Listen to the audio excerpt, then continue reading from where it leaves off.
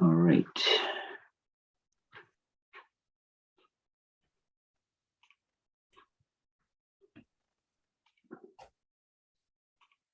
Let's get started. Welcome, everyone. My name is Paul McInerney. I'm one of the volunteers who runs TorCHI.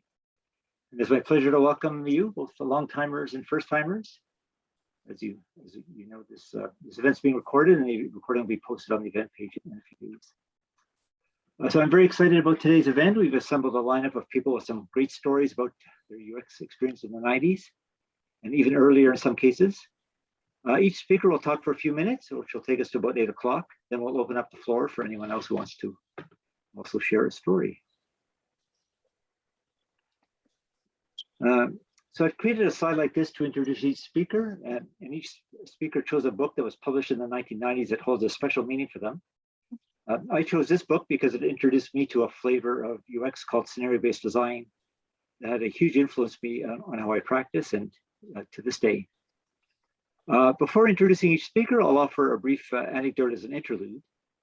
And I guess my first story is in the 1990s, I occasionally gave guest lectures to students in computer science and other faculties. And one time I finished a lecture and invited questions, and all I got was dead silence. So eventually a student put up their hand and asked the key question, and that is this material on the final exam? So our first speaker is John. Over to you, John. So hello, everyone. I'm just going to share my screen here.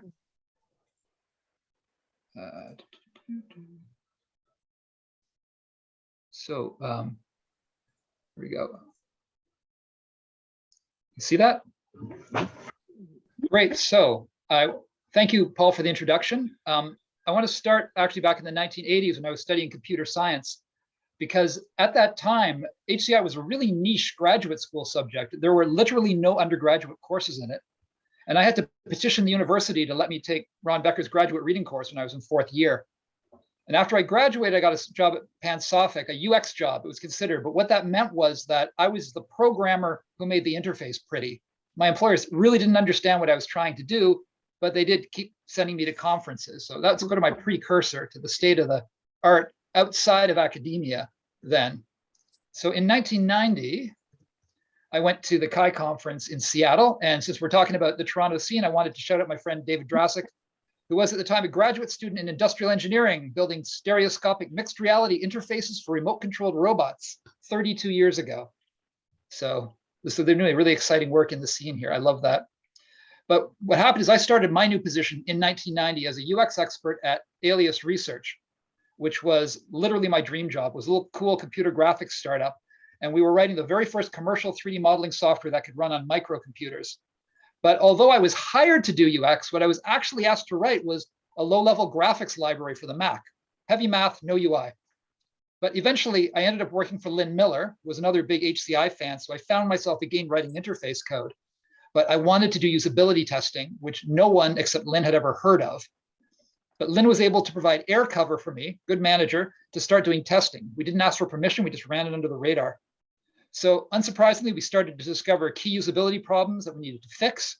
That was great when I was testing my own code, but when I started testing other engineers' code, I ran into this problem. I would tell the programmer, the test participants can't figure out how to use the feature you'd written, and the programmer would tell me that obviously my participants were all idiots. So it took a while, but eventually our colleagues saw how much the interface was improving with each testing iteration. Developers started to trust the process and even asked for testing. And eventually I was full-time, just designing interfaces and testing those designs. And that, by the way, is why I picked the book Tog on Interface, because he was writing about exactly the kind of work I wanted to be doing at that time, which is HCI as a craft, not just as a science. So CHI that year was in 92, was in Monterey, California. So I took this picture of conference attendees getting up at 7 a.m. to jump into the ocean.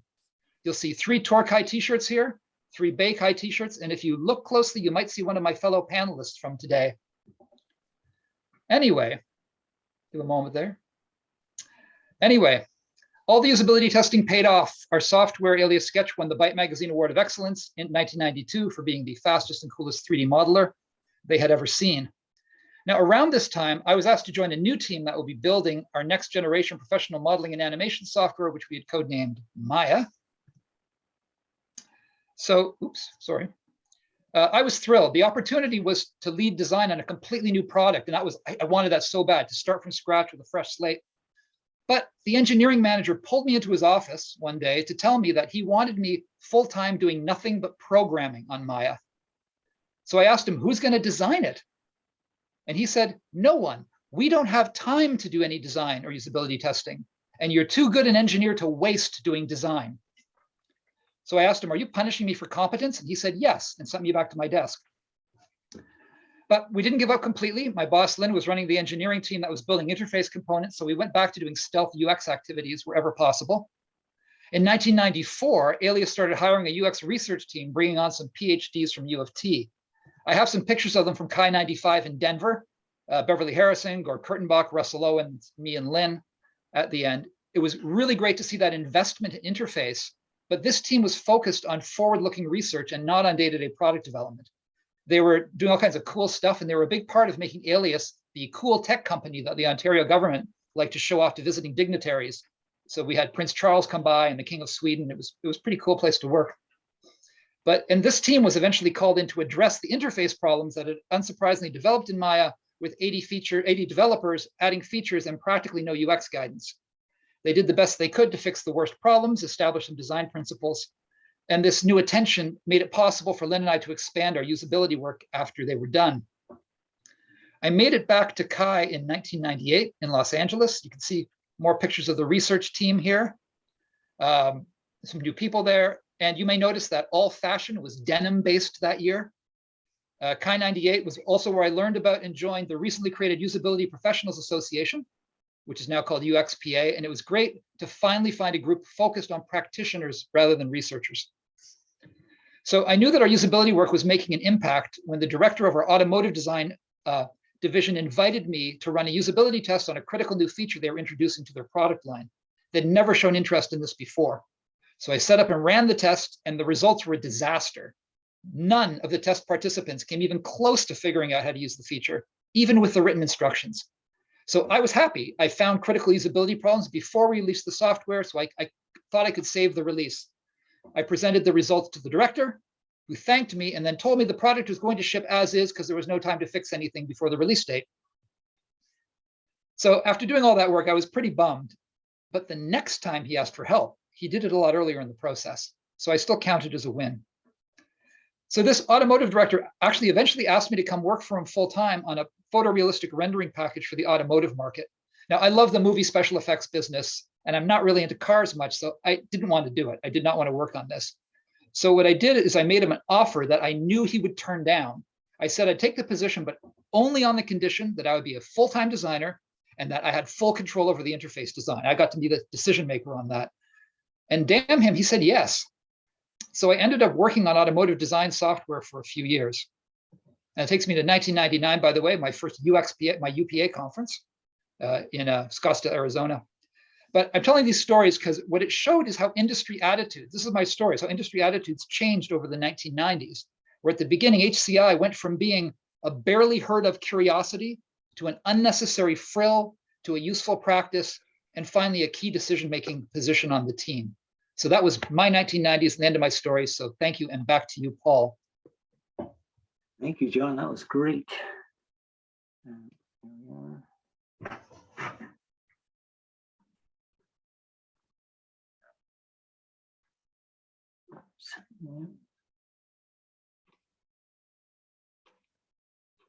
Great, lots of great fashion crimes there. That was great. Thank you very much. Yeah, before I turn to our next speaker, I'll just tell you a little story that in the early 90s, I encountered a fair amount of, actually it's a good, this wasn't planned, but kind of sort of a segue on what John was saying. So in the very early 90s, I encountered a fair amount of ignorance and hostility towards introducing usability projects. And on one project, the technical lead was exceptionally instructive. Like throughout the project, he's tried to sort of block things at every turn. And finally, at the end of the project, when we delivered it, he came over to me and said, looking back, he now saw the value of what I did, and he was apologized for the way he acted with the project. So as John said, I count that as a win. Our next speaker is Franca. Over to you, Franca. Hi, everybody. Thanks, Paul. My story might be a little different from the rest of you. I got into this because I was a frustrated user.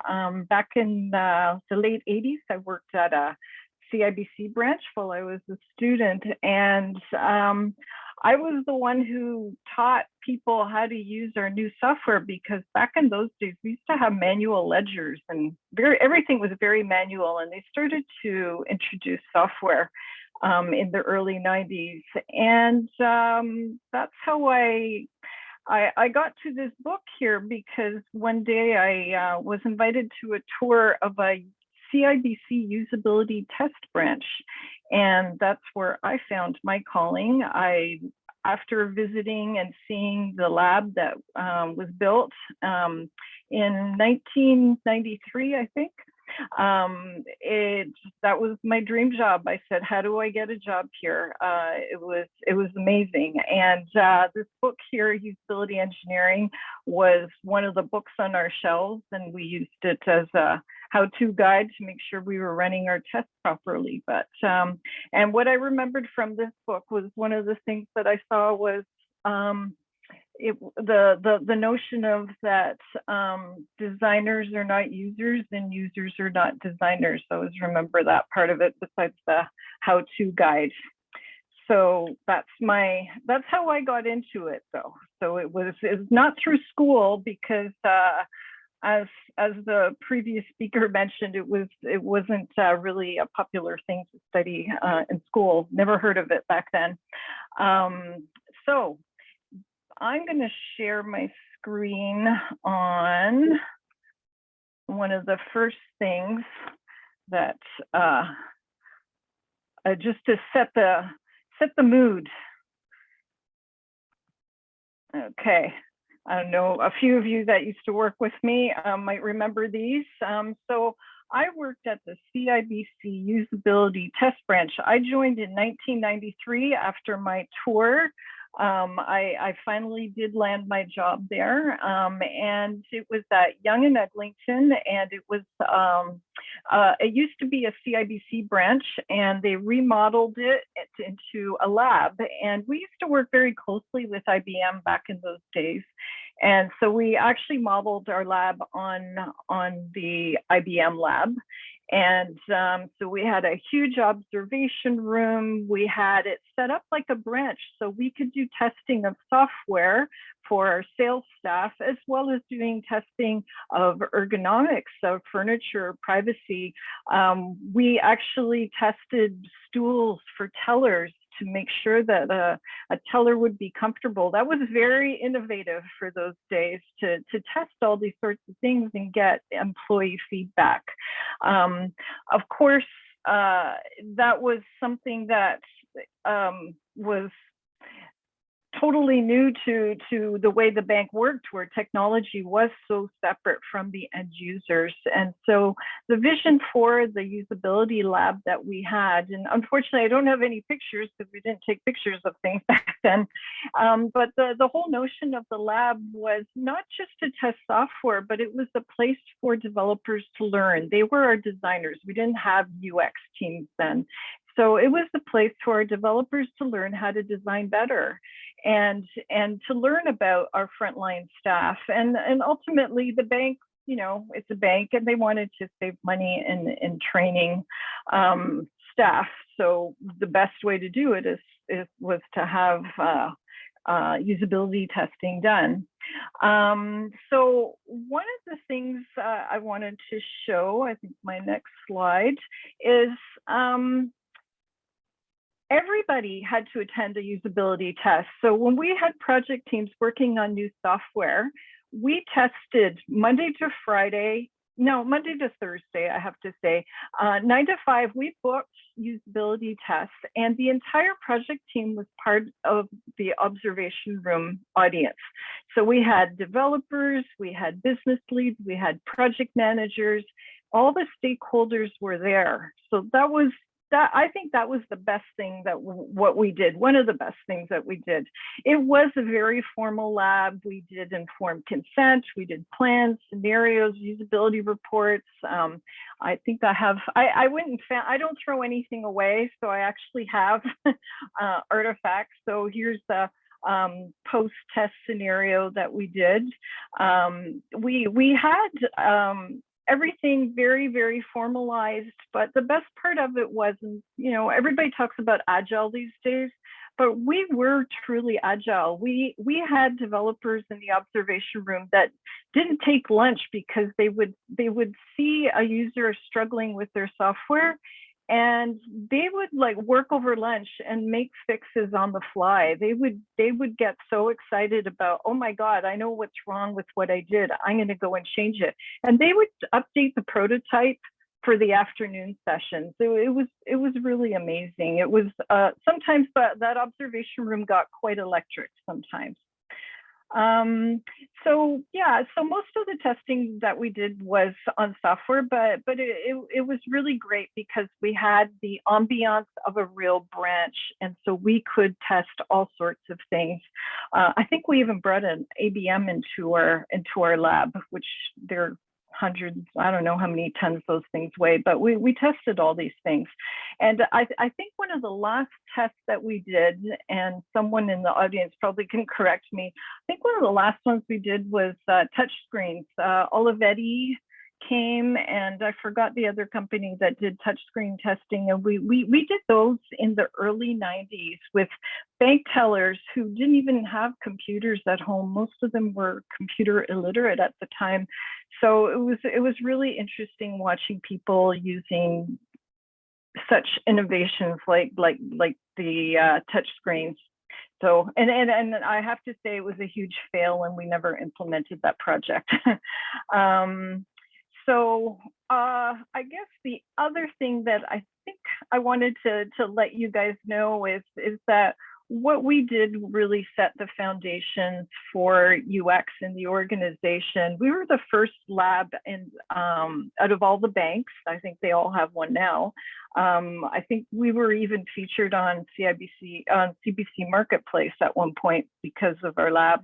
And we service the entire organization. I think now we're more lines of business do their own usability testing, but the team that I worked on, we worked across the entire bank. We supported loans, mortgages, back offices, branches, everywhere. So we really disseminated the idea of usability within the organization because we were the central team that supported everybody.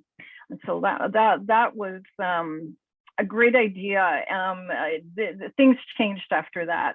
And one more thing that I'll mention at the end is we had an amazing team the way we were set up. And the team was made up of a balance of people like me who were from the front line, ex-branch staff that understood the business environment, and we were teamed up with consultants that came from most of your backgrounds, from academia, or engineers and ergonomics and psychology, and working together. I think we were a fine balance and a very good team.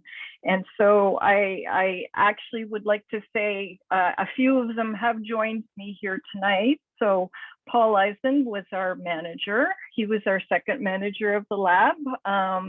I can't see who everybody else is here. Evelyn, I think you joined us in the 96, 97 timeframe when we did online banking.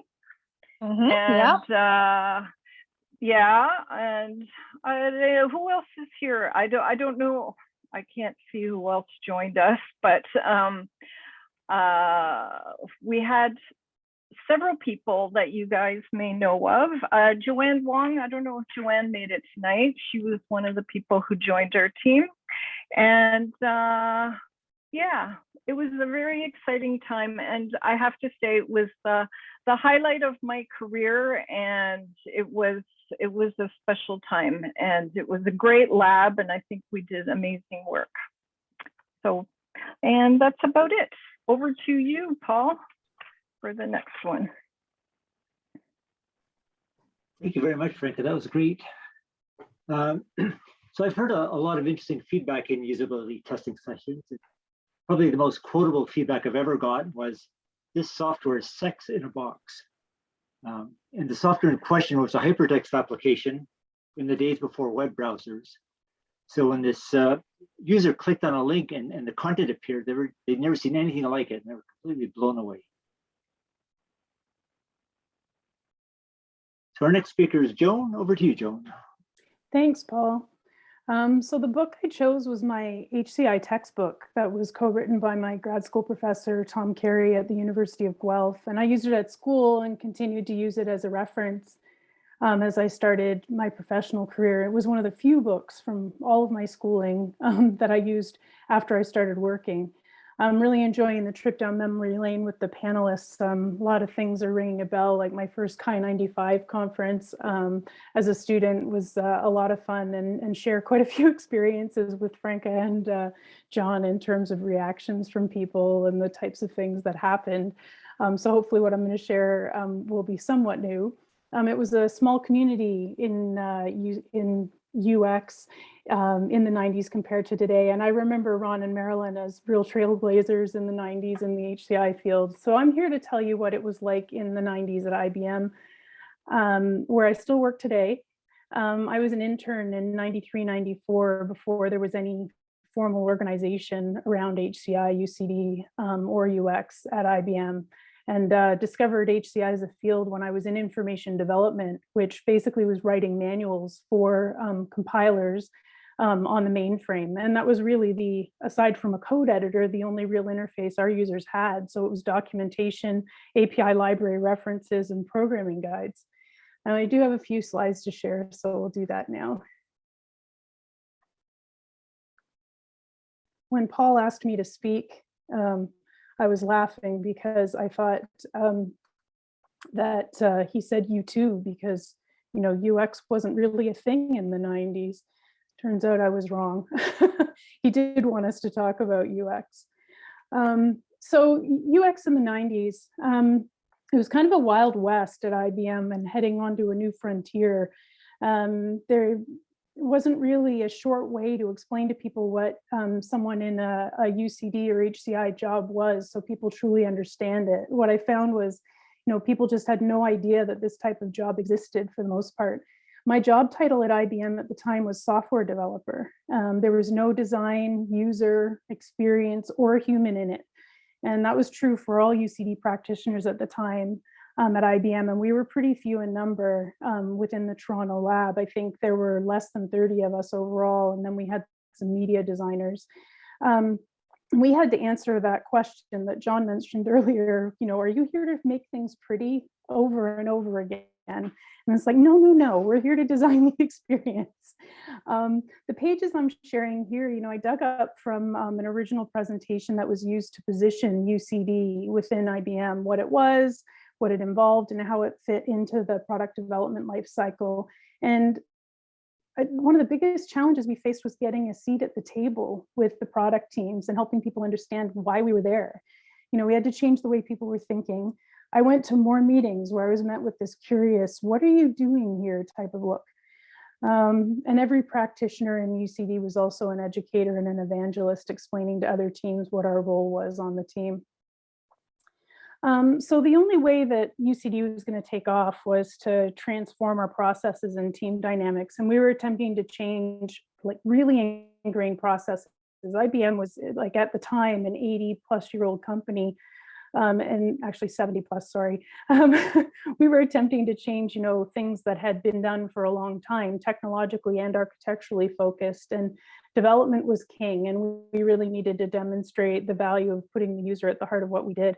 And so what we tried to do was meet them where they were, but bring something of our own. And what you can see here on the charts, on the right, there's this DCP. And so we brought in what were called design checkpoints and said, as part of your product design, we're going to align our activities with the traditional product development process. And we were on the right track, but the experience really proved we needed more buy-in with the disciplines. so that we could get greater levels of teamwork. And we needed to be involved earlier so we could influence product designs before it got too costly and changes couldn't be made. And one of the things that we did a lot of, and John referred to this, and I think Franca too, was bringing people to watch, what was happening and actually see firsthand what was going on. And you'll see the observation area on the right-hand side. This lab isn't there anymore because this was at Don Mills and Eglinton, which is no longer an IBM site. But in the observation area, we had developers, we had, managers, various other people who were sitting there, and, we were fighting to keep them away from, grabbing the microphone when they realized that the experience really wasn't what they were expecting when they were actually doing the coding. But I did over 100 hours of design validations in this observation lab. And the challenge really was our development cycle where we were doing, it was on product that was not in a prototype state. It was practical, like products were coded, and it was really too expensive and too late to get it done. So, well, this is what we're going to do. And really, we were having to wait, for the next point release or the next large release, which at the time, because we didn't have iterative, or the types of releases now that we have with codes going out week in, week out, it was really late to get it done, which was really frustrating. And the prototype challenge was that there was no Sketch or Figma back then, no libraries of UIs and components that you could use to create a hi-fi prototype. And so we were actually using Photoshop at the pixel level and creating images to be able to do those hi-fi prototypes when we got frustrated with the product level testing. We also had the focus group room that's shown in the bottom right, so we could do sessions with multiple users at a time. One of my favorite projects that I did was a prototype of the enterprise edition of WebSphere Application Server, which is still a product today. But at the time, the product shipped in a box with many CDs and several user guides in it. It was a fairly heavy box, and my job was really understanding what the getting started and pre-installation process of this was at insurance companies and the large banks. And so I mocked up this cubic foot box that represented the product and took it on planes and went to Europe and across the US and basically dropped this prototype in front of a group of IT folks and said, here, what would you do with this when it arrives on your desk, and watched it unfold. But it was hilarious to watch the reaction because folks weren't really that experienced with user experience testing, and they didn't really know what I was doing there. Hadn't done anything like that before, but it was really rewarding. We learned a lot, and it really did demonstrate what we could do with UX and UCD, and getting that information and sharing it back with the teams actually made a big difference with where we went with the packaging of the product moving forward. We had a set of tools that was built by a dedicated team within the UCD lab, including Paul McInerney, who was part of that team and worked in the office next door to mine at the time. There was a whole UCD workbench that was created by this team. We had real time, which was an app to record all the information that was needed by the UCD team, participants, sessions, tasks, what the usability issues were, where to find the report. And the app linked all those forms, so you could look at a usability session, find information, and so on. And there were dashboards of issues to search, that kind of thing. And today that doesn't sound like a big deal, but back in the late 90s, it really was, because there wasn't really anything commercially available for it. It's called SAT survey, and basically the author filled in a form, and it probably sounds a lot like Survey Gizmo, SurveyMonkey, and that kind of thing, which wasn't available then. So it was sort of cutting edge, and the survey author could just publish that, and the report would come back ready to present. In retrospect, speaking with colleagues from that time, this is today, flash forward, we really were before our time in IBM. And so you feel like we got a lot of things right back then, but the organization wasn't really ready. And since then, we've grown globally, and we're now at 3,000 designers globally. And we have a fully integrated agile development process, which is a far cry from where we were with Waterfall at the time. So we're focused on user outcomes still, human needs, and teams that are diverse and multidisciplinary. And I like to remember that all of this started with a few of us at IBM Toronto in the 90s, and we had a right idea, and it was really a sign of things to come.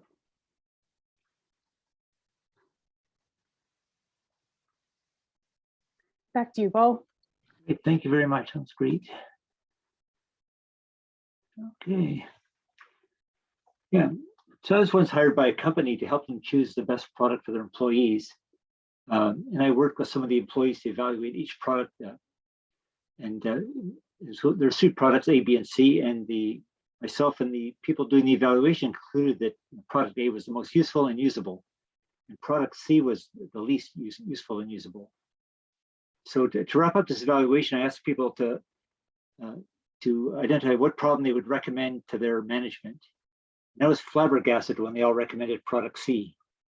They explained that was because it had the slickest looking interface. That's why they were going to recommend it to their management. So our next speaker is Marilyn. Over to you, Marilyn.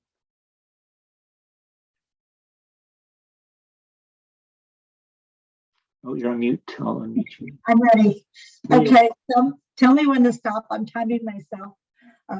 You gave me so many things to talk about, but let me talk about first my history of how I got into HCI. I worked as a software developer for various places, and I ended up being director of database systems for one of the national labs in the US. I was the only woman in that position as a director, so it was a pretty good position. And what we were doing, the first project was the US Navy. And I built a database system that the US Navy used, and that was before relational systems were fast enough to use that. So we just made it a network database.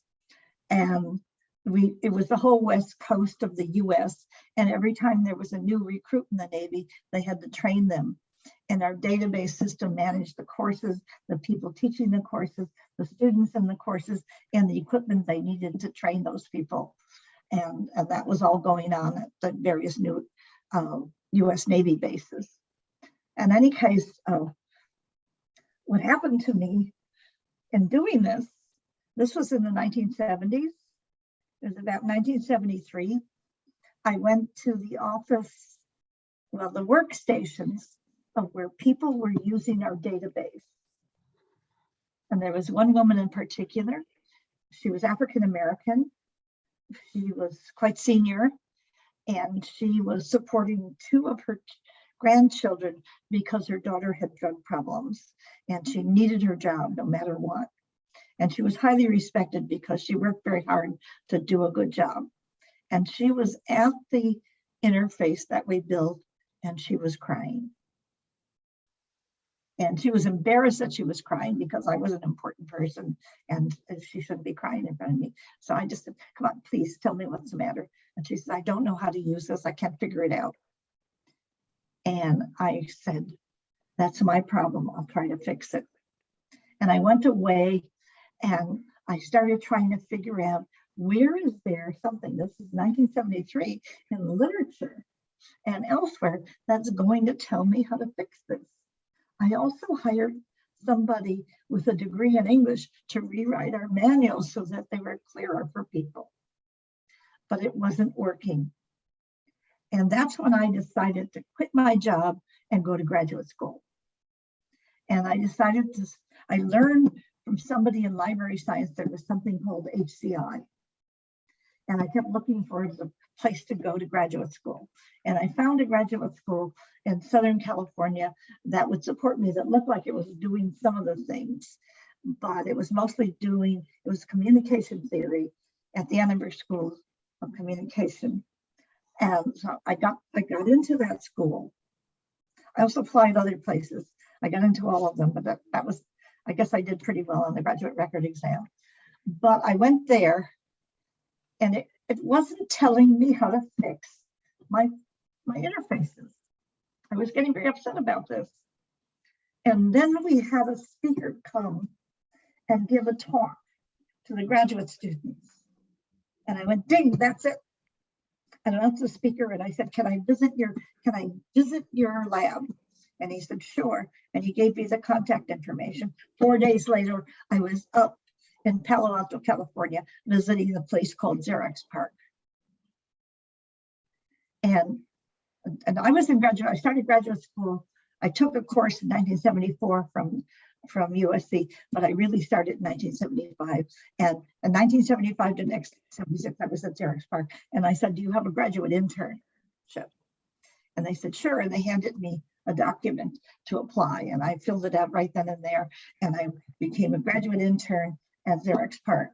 And that's where I learned that people were really, really understanding how people used user interfaces in 1976.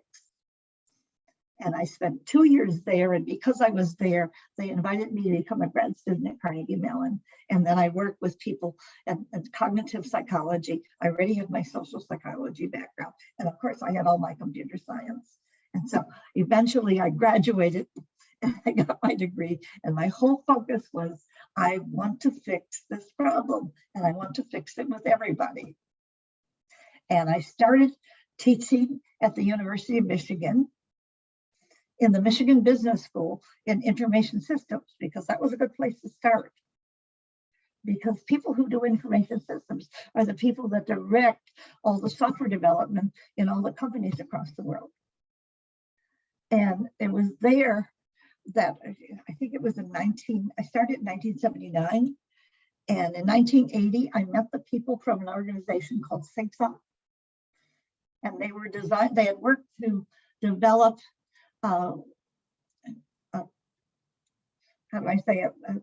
statistical systems for people doing research, like SPSS, if anybody you know that. And they realized that they weren't needed anymore, and they were going to convert it. And they wanted to convert it to something that was supporting HCI. And this was in 1980. And so I worked with the people, and we decided to have a conference on this and invite all the people who were doing research on it. And this was we had that conference in 1981. We had it in the spring of 1981. And now you don't know this, but if you look at ACM records, it's now called CHI 81. Can you believe that? I don't know if you look at some of the CHI conferences. And that was the first conference, and I just spent all the time on the telephone calling everybody I knew doing research in the area. And we got that started. And then, of course, Ben Schneiderman organized the conference in Gaithersburg, which is now called CHI 82. And at CHI 82, we had already worked with SIGSOC. And I was working with Lorraine Borman, who was a secretary of SIGSOC. And basically, we voted at the CHI 82 conference to create we changed the name to SIGCHI. Now, as soon as everybody, this is in a bedroom that the hotel gave us.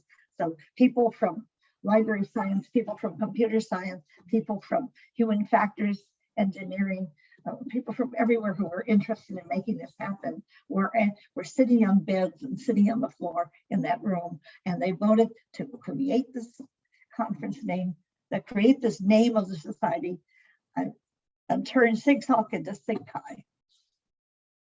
And what happened after that is everybody voted and they agreed on SIGCHI.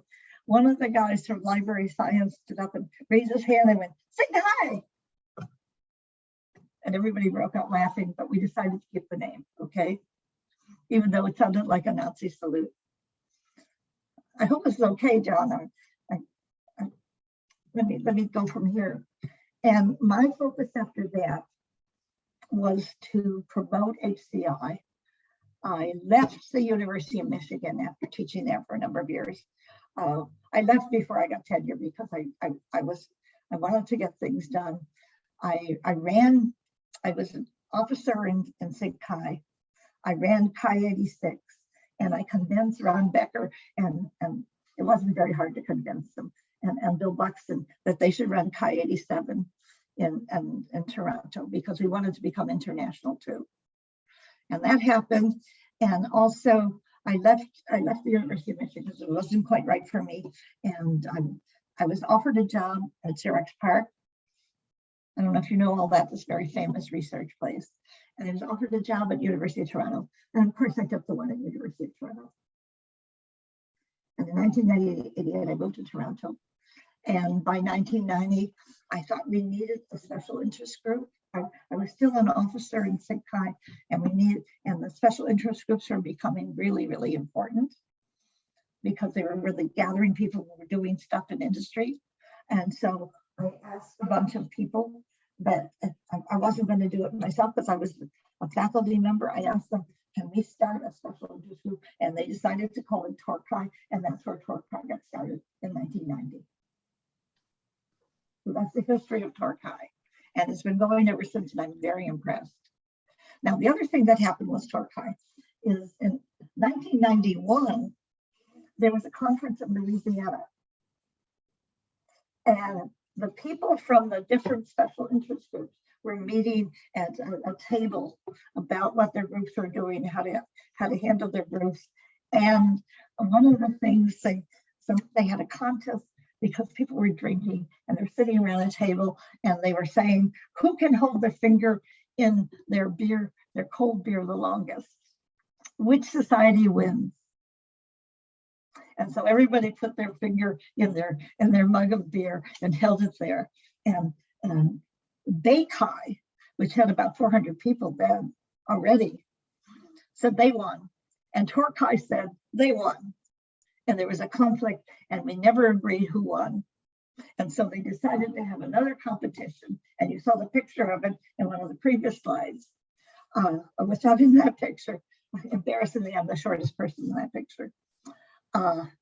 And so there we are in 1992, and we're in Monterey, California, and we have the second, it's not a beer, who can stand the longest in the Pacific Ocean.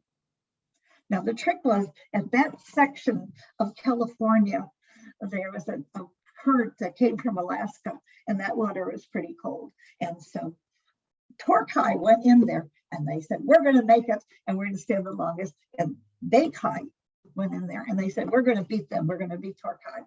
And of course, we disagreed. And TorCHI is absolutely sure that they won.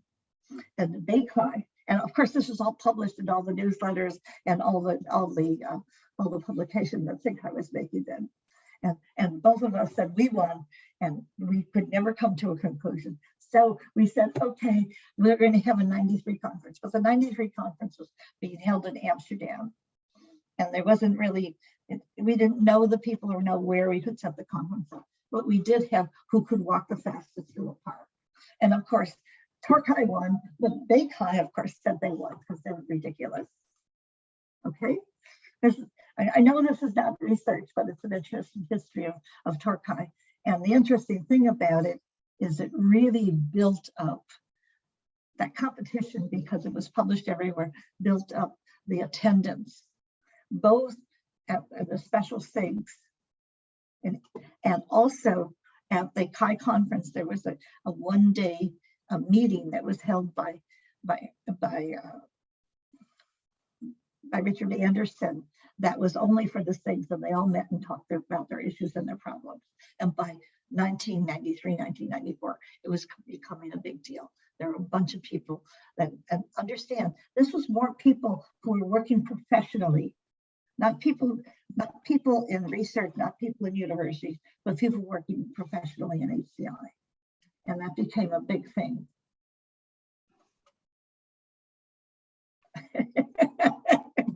Okay, let's talk about the 1995 conference. Or do we finish the 94? Yeah. Yes, sorry, Marilyn, we're running a little short on time. I was wondering if you could just tell us a bit about why you chose that book that you have on the slide here. Why you chose for your book, you chose The Psychology of Everyday Things. That's very fond memories of.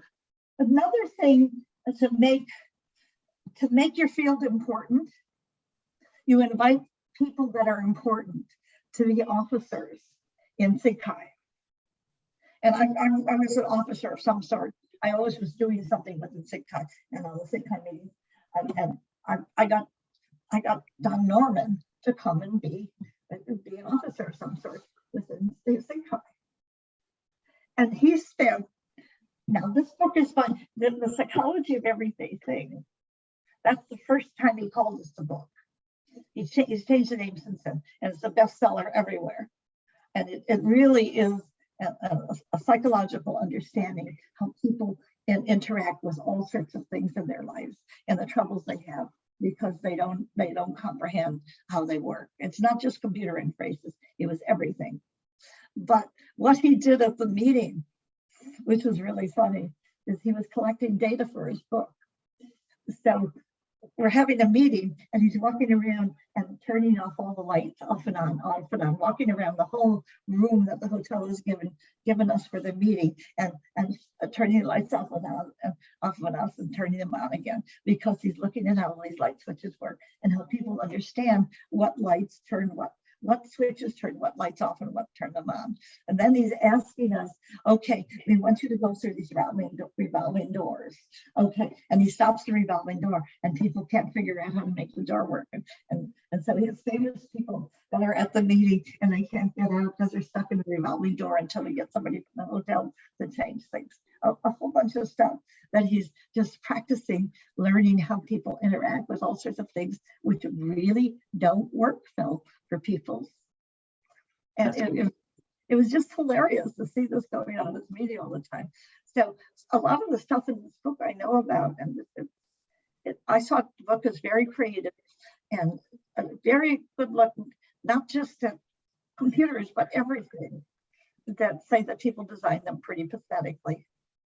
Right. And so it's been my favorite book for a long time. And of course, it's my favorite book because I have one of the early copies and he's given it and he signed it for me. That's great. Good. Great. Well, some great stories there, Marilyn. Thank you very much for that. Okay. We'll go on to our almost next speaker here. Our next speaker. Okay. So, Yeah, Ron. Yes. Ron, take it away.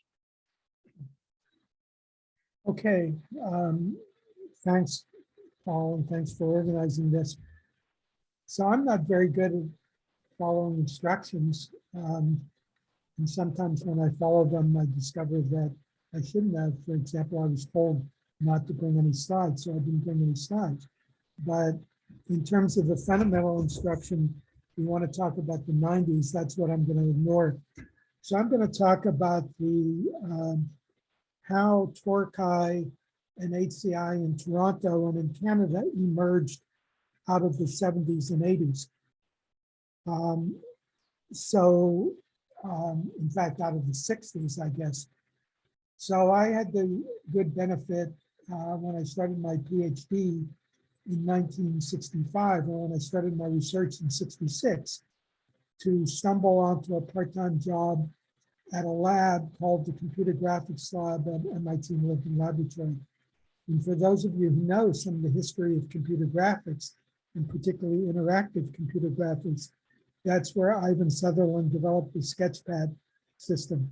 And Sketchpad was remarkable partly because of what it showed you could do in terms of generating diagrams and images on a computer, but even more remarkable because of what it showed you could do, not by programming, which is how people had created pictures in the past, but by gesturing and pointing, what now you would call pointing and clicking.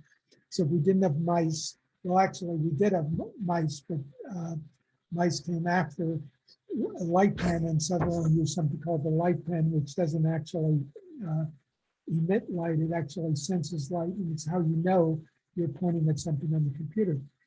And so without getting into details of my PhD work, because that's sort of a digression, what was amazing about the experience in my being at MIT Lincoln Laboratory in this group from 66 to 69 was to understand the potential of devices and tools to increase productivity and to build amazing interactive systems. And the devices in that case was a whole computer that was running time sharing. And what they had done, which was quite remarkable and I believe was a first, was show the ability for multiple people to do interactive graphics on one computer being shared under time sharing. And they did that in part and showed the potential by giving people a programming language to use. It was called LEAP, the language for expression of associative procedures, that just made it totally remarkably easy to build interactive systems. And that's how I built a interesting system to do computer animation, which was the heart of my PhD. So now let's fast forward to 1972. I arrive at Toronto, I join Leslie Mezzi, and he's working on one IBM 2250, and it wasn't the, it was not all one dreamed of, let's say, in terms of graphics hardware. And quite by accident, I discovered a new display. At that point, we didn't have bitmap graphics. It was all raster graphics. I discovered a raster display that had been developed at Carnegie Mellon and was being spun out to a new computer. It was known as the Graphic Wonder, and it could draw lines and images and curves on a vector display faster than anything else that anyone had ever seen before. And also at that point, we started to learn about Unix. And so a database prof named Dennis Sakritsis and I wrote a NSERC strategic grant proposal to get Unix, which was free, a PDP 1145 and a Graphic Wonder. And all of this started to arrive in 1973. And through some miracle, also at that time, we had an amazing new crop of graduate students. You'll recognize some of the names. Bill Buxton, Bill Reeves, the late David Tilbrook, who unfortunately passed away from COVID, Mike Tilson, Tom Horsley, Tom Duff, Martin Tuori, Sheila Crossie, Rob Pike. It was just incredible. And so the combination of the tools that we had, augmented by the first thing Bill Reeves did for his master's thesis, was he generated for us a graphics library called GPAC, which was every bit as good and maybe better than the tools I had at Lincoln Lab. And so we started doing a remarkable set of experiments showing how you could build significant real-time interaction for people who wanted to do significant work using a computer. Perhaps the best example of that was Bill Buxton's structured sound synthesis project, in which he developed tools for musical composition, for musical editing, and for musical performance, which were all way ahead of its time. And we did that in part through the combination of good tools and incredible people.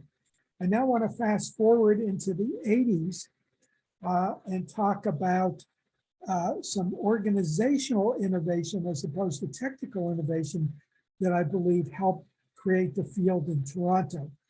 First of all, and I had come back to the University of Toronto after being distracted by my first software startup, and I arrived back in 1985. And at that point, I realized I was no longer a computer graphics person. And luckily, through the efforts of Marilyn and Ben Schneiderman and others, the field of HCI had been created between when I effectively left U of T around 1980 and when I came back in 85. And so Bill and I created 2 HCI courses, or Bill and I created one, an advanced undergraduate graduate course called Human Computer Interaction. And I took another course that had been a computer graphics course and retargeted it into something that I called Design of Interactive Computational Media. And with those courses, we started to generate students, which was key.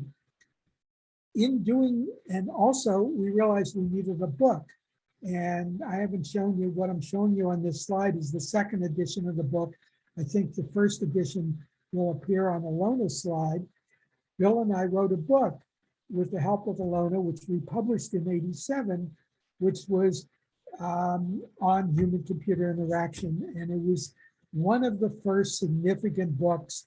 It was a readings book. It collected 60 or 70 key papers with a lengthy discussion about how the papers related to one another and how the work in these papers created a field. And so we were creating courses. We started writing books. In writing the first book, for me, this was a huge learning experience. And I think for Bill as well, because we had come to it from the point of view of tool building. How could we enable people to do great things? And we started to learn about the testing side, the usability side, the cognitive side. And so we started reaching out and collaborating with psychologists like Ben Barco and designers like the industrial designer John Arnott. Ultimately, this led to, and I'd forgotten that Marilyn was the one who suggested this, us running what was called CHI 87. I won't try to explain the name. And that then led to a flowering of the field in Toronto. More students. Marilyn Manti joined us as a faculty member. And as Marilyn told you, TorCHI was created in 1980. So this is, so all the things you've heard about so far didn't come out of a vacuum. They came out of an intellectual tradition that had been started in my mind and comes from my experience at MIT Lincoln Lab. And then we had managed with the help of outstanding students to replicate and I believe surpass it at TorCHI. Thank you. Great, thank you very much, Ron. We're almost at time here. One more speaker, but before I turn it over, just tell you a little story. I once had a student come up to me at a TorCHI event to thank TorCHI for introducing them to the field. Some years prior, they had wandered into a TorCHI talk, and as a result, that they changed their field of study to UX and graduated. And they were graduating in a few weeks after they talked to me. So, all right. So our last speaker is Ilona. Over to you, Ilona. Hello. I told Paul that if you put Marilyn and Ron before me, that I will not have time to talk. So as a result, I said, I'm not preparing anything. I'm just going to ad lib if there's time. So I was right. It's exactly 8 o'clock. And well, how do you mean you're right? I was right. I said you have time. It's 8 o'clock. To explain, let's rewind a little bit. There was a mention of my involvement here, but in 1986, I took a class called Design of Human-Computer Interaction. And that was the course called 318, which now I have been teaching for more than 18 years.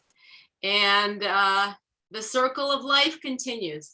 So I was studying computer science. And John, I didn't know you were in 1982 because I started in 83 at U of T in computer science as well.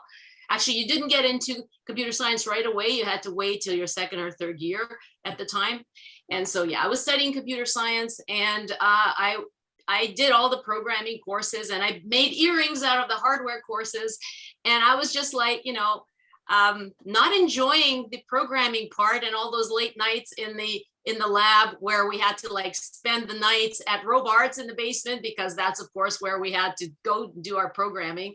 And my brother, the architect, would have this beautiful model built overnight and I would have like a missed semicolon found. So I was not that happy about, you know, the programming life. And then I discovered this course called Human Computer Interaction. Like, what does human have to do with computers? Wow, this sounds really interesting. And that was the beginning of this beautiful story where I took the class. And then in the class, Ron announced that he was looking for somebody to be an assistant in the research. So I, of course, volunteered to be an assistant. And the rest is history because I continued on to do research with Ron. I was on the CHI, which stands for graphic interface, by the way. And I actually have, I think, one of the first bags from that conference and the cover, because I was a student volunteer in one of the, you know, running around. And I was reminded by Gerald Spool that I was a student volunteer on his workshop in that conference. So like this world of UX is really small. And we've all been here. And I started, thanks to Ron, for giving me that job and then hiring me to be the assistant on this book, which was the first book in Readings in Human-Computer Interaction. And I could talk easily on each of these topics for a really long time, but I just want to hit a couple of topics. So the class is 318, and now I have continued with that tradition and taken that course and evolved it. And one of our attendees today here, Amanda, wave Amanda, was actually a student of the next course that I developed, which takes students to Berlin for a month because I enjoy travel. And so Amanda went to Berlin with me, and now she's also focusing on HCI and UX. And well, of course, her mother was also a big influence, who happens also to be one of our speakers today. So it's a great honor to have sort of three academic generations in one house. Also, so that was my undergrad. Then I was working at the lab where I could talk about, you know, all the cool things we had, like the card sort. I have computer cards that were made into various objects. I still have some of those artifacts here if we want to compare artifacts. So, but we're going to have more time than we have in this conversation. So at the time, what was I saying? The artifacts, and we had at the lab, I was sitting there completing my undergrad, and I was thinking, well, what should I do next? And somebody said, well, you know, if you do computer science, there's less people with that than the MBA that you're thinking about. So I was like, oh yeah, that makes a lot of sense. So then I went on, I did my master's in computer science, and I had Ron and Marilyn as my supervisors. And oh yeah, one thing I wanted to mention, Ron, in terms of courses, my 318 class, you gave me an 89. I will never forgive you that. And I never give anyone an 89, because in terms of GPA at University of Toronto, that's like, you're taking away like 3 points of their GPA off because of that round off error. Yeah, it's nonlinear. So thank you, Ron, for that reminder and lesson learned. And so then I went to do my master's, and I did my master's in 3 years, which is like unheard of.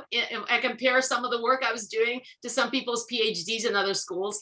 But then at the end of those 3 years, I did a lot of really interesting work. I actually did taxonomy of collaborative writing, which is now considered foundational work for things like Google Docs. So people quote me still in my master's thesis on it, and which is really super cool. But while I was doing my master's in that 3rd year, I was expecting a baby, and I said, please, oh, please let me graduate. And then Marilyn said, well, the only way you can graduate in these 3 years of your master's is if you throw out the last year of work, which was this beautiful research study that I had designed and run, and I was like trying to analyze it. It was really complicated. And then she said, but you can graduate with the taxonomy. I was like, why didn't you tell me that a year ago? But anyways, I learned how to do research, and I had a baby at the end of that master's. And this is why I didn't attend all the conferences between, because I had children 2 years apart. So 91, 93, 95.